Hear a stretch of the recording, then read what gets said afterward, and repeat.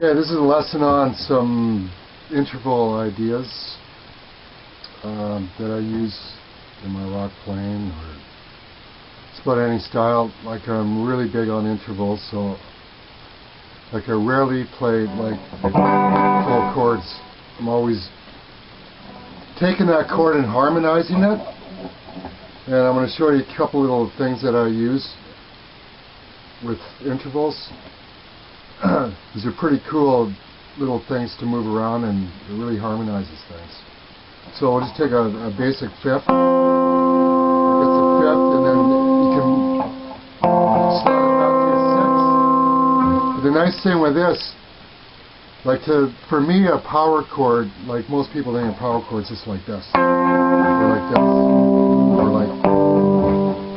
The way I like to make a real, true power chord is take your 5 chord like this and add a bass on top. I use my thumb like all the time with chords. So what you do is you just use your thumb and you play your fifth, so it's like a 3-note chord, and you'll see the difference in sound. Now listen.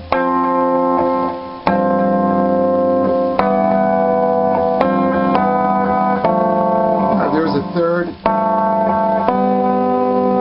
Still have my thumb anchored here.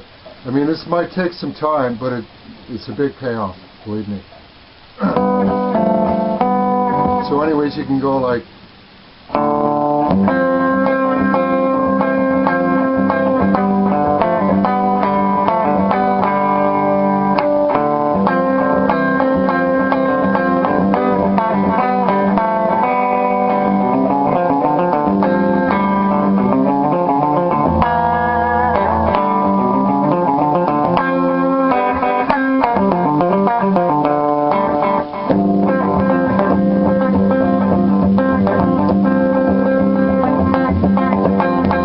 that bass in there, it really fills it out.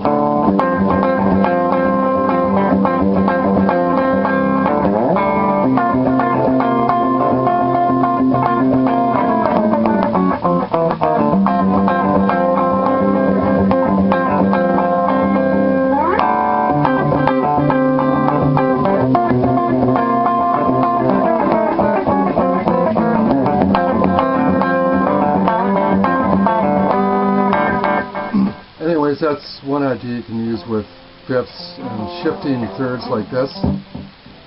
And then you can take like a seventh, like this, and you can add in thirds and fourths underneath, like this.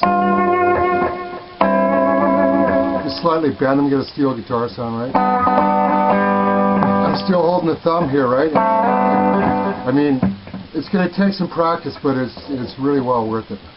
Instead of just banging on a chord like this. Like LA chord bangers. It just doesn't do it for me. This is a real mature way of highlighting chord. You can get a nice groove. It sounds great with rock ideas, country, everything, blues, everything. It's just my unique way of introducing intervals in and around chords. Like, I just started really using this, I guess, in the last 5 to 10 years. And I'll never go back to just straight chord playing. It bores me. So anyways, we can go back to this. See, it's in the key of G. We're just highlighting this, right?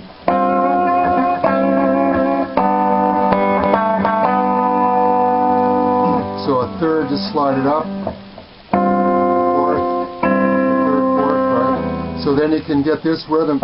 You're going to have to kind of palm mute it, right? So you don't have this like I'll show you this way. It goes like.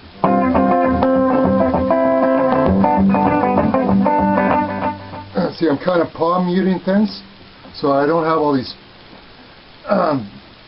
other strings ringing and kind of throwing the sour notes in.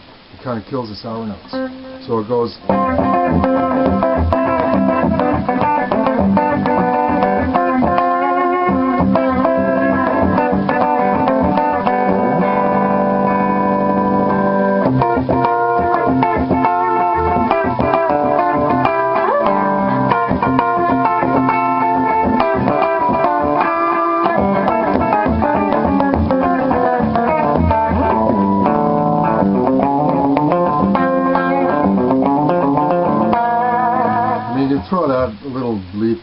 if you want. Just start creating your own stuff, right? It's all about adding in like a couple of notes in between thirds and stuff. Just highlight things. That's all you got to do, right?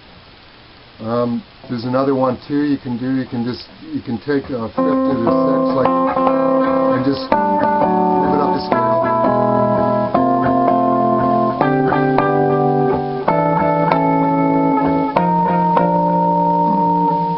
You can move this around in like the key of G or whatever key you want, right?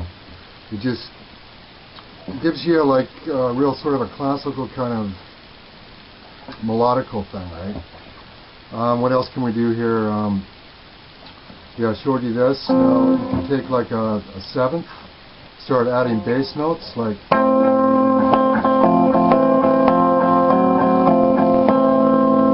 it up. So it kind of gives you this piano kind of sound, right?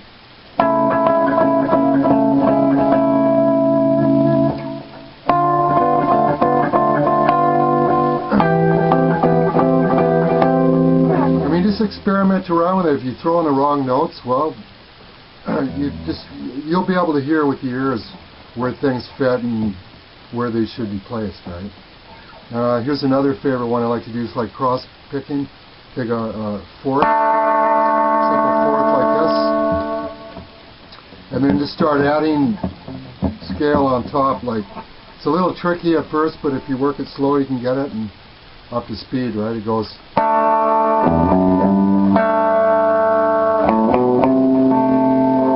Just build this scale.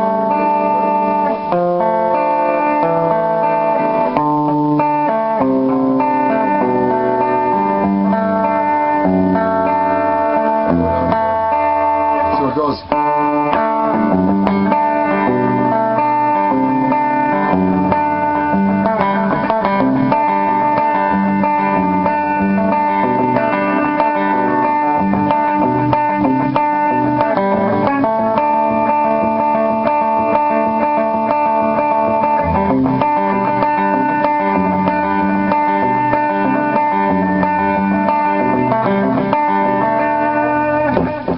It's another thing you can do with thirds, like just, you know what I mean, start adding your scale cross-picking stuff. It's really nice.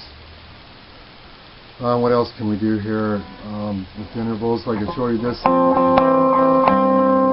kind of almost an impossible chord. Here's a 6 with a flat end on top of here, but over here, the bass note. It's tough though, but it sounds cool.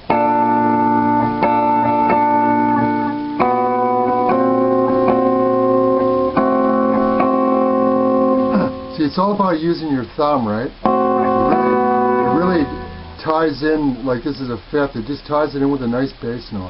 I've been really working on this for the last couple of years, and it's really nice stuff. I mean, it's just endless what you can do. There's that almost impossible chord, right? Anyways, you can work around with this stuff. I got lots of charts. You can see where on my interval charts where you can start connecting things. I mean, just play like a simple like this and just start adding bass notes and move it up, right? Here's a seventh, add bass note, there's a fifth, just add a bass note like this.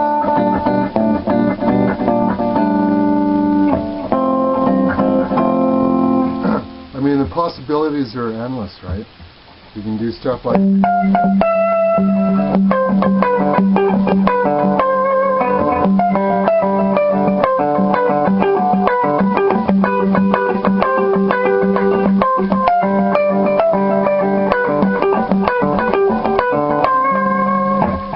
mean, stuff like that.